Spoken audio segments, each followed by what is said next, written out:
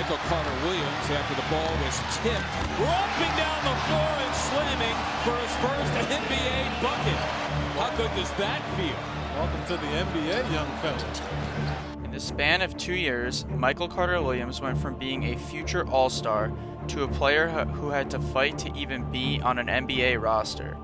Since his rookie year, he's bounced around the league from team to team with little success. So what happened to the former Rookie of the Year? Did he waste his potential, or was he ever even that good to begin with? After a respectable college career at Syracuse, Michael Carter-Williams declared for the 2013 NBA Draft and was selected 11th overall by the Philadelphia 76ers. At the time of this pick, it was clear that the Sixers were rebuilding, as many considered the Carter-Williams pick to be the start of the process. This was the first year with Sam Hinkie, the father of the process, at the helm of the organization, and the first year with Brett Brown as head coach. The first night of the Michael Carter-Williams era was absolutely electric. The back-to-back NBA champion Miami Heat were in town looking to roll over the young Sixers team. Carter-Williams put up an absurd stat line and knocked off the Heat in a thrilling win. MCW finished his NBA debut with 22 points, 12 assists, 7 rebounds, and 9 steals, almost a quadruple-double. The entire NBA world shifted its focus to Philly to see what else this kid could do. The 76ers would start the season 3-0 with wins coming against the Wizards and the Bulls. Carter-Williams would win his matchup against the pre-injury John Wall and a post-injury Derrick Rose. Despite the hot start, the Sixers would completely cool off and finish the season with a pathetic 19-63 record. At the conclusion of the season, Michael Carter-Williams was voted Rookie of the Year in a landslide after averaging 16.7 points, 6.3 assists, 6.2 rebounds, and 1.2 steals a game. Other notable rookies that year included Victor Oladipo, who came in second in the Rookie of the Year voting, and Giannis Antetokounmpo, who received 0 first-place votes. In the 2014 draft, Philly looked to continue the process and build around their future star point guard as they drafted Joel Embiid from Kansas. Unfortunately, it would be years before Embiid would see a minute of NBA action due to countless injuries and setbacks, but at the time this was looked at as a great pick.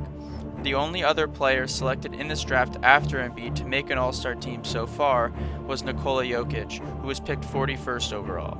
The process was in full effect, and Philly was building a young core with Carter-Williams at the center of it. After sitting out a season due to injury, Nerlens Noel, who the Sixers traded Drew Holiday for, was ready to play real NBA minutes. With Embiid out for the year, Noel was the first piece with true potential that the Sixers could put next to Carter-Williams.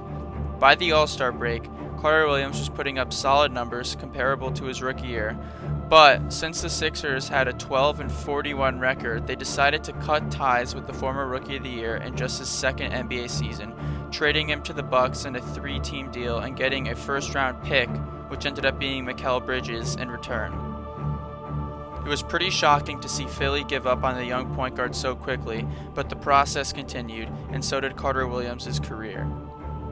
The Bucks were full of young talent like Giannis Antetokounmpo, Chris Middleton, and Jabari Parker, and the thought was that coach Jason Kidd would mold Michael Carter-Williams into a true point guard.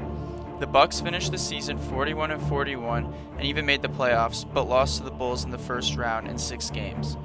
In his 25 games with the Bucks, Michael Carter-Williams averaged around 14 points, 6 assists, 4 rebounds, and 2 steals a game, and around 30 minutes per game, all as the starting point guard. In the 6-game playoff series against Chicago, Carter-Williams' numbers dipped a little, but the fact that he didn't hit a single three-pointer might have been the reason the Bucks weren't as dynamic. In the next season, both the Bucks and MCW would take a significant step back. After the season, Carter-Williams began to bounce around the league. The 2015-16 season was the last time Michael Carter-Williams averaged double-digit points, the last time he would play over 20 minutes a game, and the last time he would be considered a player with any type of potential. Since then, he's had brief stints in Chicago, Charlotte, Houston, and today he's a member of the Orlando Magic. So how does a 6'9" point guard and former Rookie of the Year find himself at the bottom of a bench averaging just 7 points per game in just 6 seasons? There are a few key reasons why. The first reason could be attributed to just his game. Although he only had a few years with significant playing time, MCW was very turnover prone. He averaged over 3 turnovers per game in his first 2 seasons. Additionally, he wasn't a great three-point shooter. In today's NBA, a point guard has to be able to stretch the floor. Steph Curry changed the game right as Michael Carter-Williams was entering the league.